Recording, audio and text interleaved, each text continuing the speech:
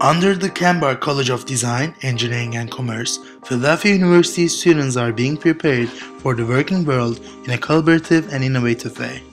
Through the course of their 4 years in college, they will be required to take 4 DEC curriculum courses. These include design process, system thinking, business models, and research methods, which were created for students to work collaboratively as they will in their future careers.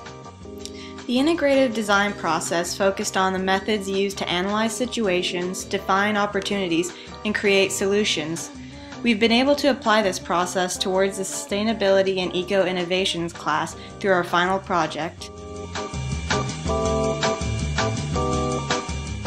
Sustainability and eco-innovation works towards defining and solving environmentally irresponsible issues that businesses are making. The first half of the class was directed towards gaining a working knowledge of diagrams and charts.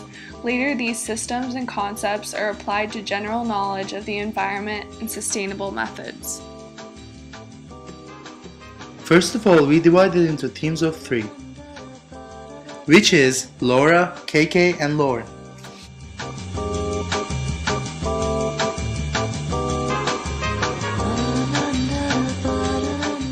Initially, finding a potential innovation was a difficult task. We started with the idea of waste, zeroing in on medical waste and e-waste. Once we started thinking about the actual innovation, we realized there wasn't room for much at all. With a new perspective, we settled in on a specific company, Trader Joe's.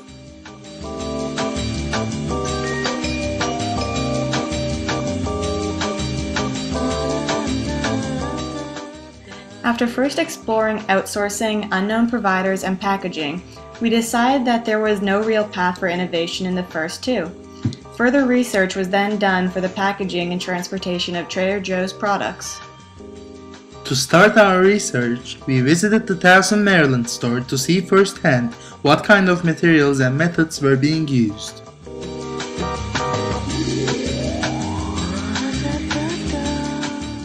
This visit confirmed some prior research stating that Trader Joe's uses excessive amounts of plastics for their retail.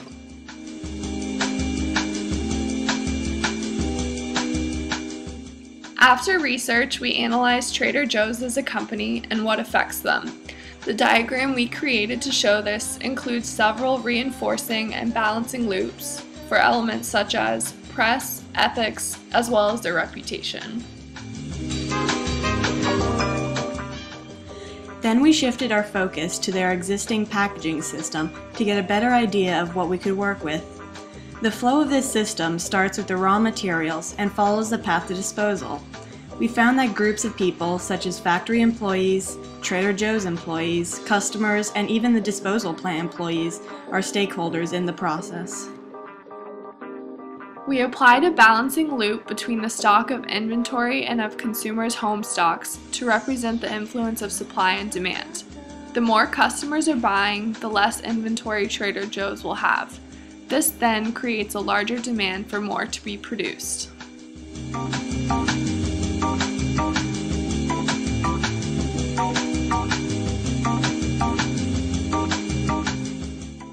After analyzing our research and diagrams, 5 potential areas that could lead towards an eco-innovation were identified. These include their sample center, frequent use of non-recyclables, use of combo packs, the overuse of plastics, and their transportation methods. Their sample center currently produces a lot of waste with the individual cups and utensils. The main problem with this is the recyclable materials are being disposed of incorrectly. In some instances, there is a generous use of styrofoams for packaging. While styrofoam is helpful for protecting the products, its inability to decompose produces excessive amounts to be dumped in the landfills. Combo packs create a convenient option for customers who don't have time to handpick their produce. However, when wrapped, you cannot check for freshness and quality. Not only is this a waste of the customer's money, but it is also an unnecessary use of plastics. This leads us to our next leverage point, Trader Joe's overuse of plastics. They frequently wrap fresh produce when there is no need for it, creating excess waste and expenditures that could easily be avoided. While we focused on in-store opportunities, we also took into consideration the transportation process. Before the crates are filled, there is a great deal of wasted space in the trucks. This creates a larger workforce than needed to ship packaging materials, and it produces a larger ecological footprint. Once our leverage points had been decided, we chose to eliminate the sample station and transportation options as neither had very feasible solutions. With the remaining leverage points, all bore strong similarities to each other and could be solved under one innovation.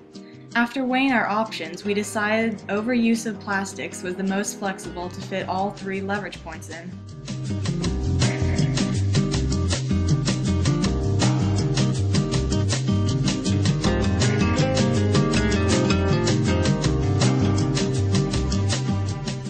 Introducing the veg box. For our solution, we took inspiration from reusable grocery bags and berry containers. If people are successfully using cloth and reusable plastic bags for their shopping, isn't it possible they would do the same for their produce? Families would purchase a veg box from the store and be responsible for its care. By using a refillable container for your fresh vegetables and fruit, Trader Joe's dependency on plastics to wrap the food would greatly decrease. Removing the wrapping would also provide the ability to inspect goods before purchasing, allowing the purchase of more favorable products. The veg box would have drainage holes to allow for proper ventilation and easy washing. The clear dome lid provides protection during transport and easy viewing of the produce. For convenient storage and packing, the case would be a 9-inch cube, allowing a variety of produce and quantity to fit.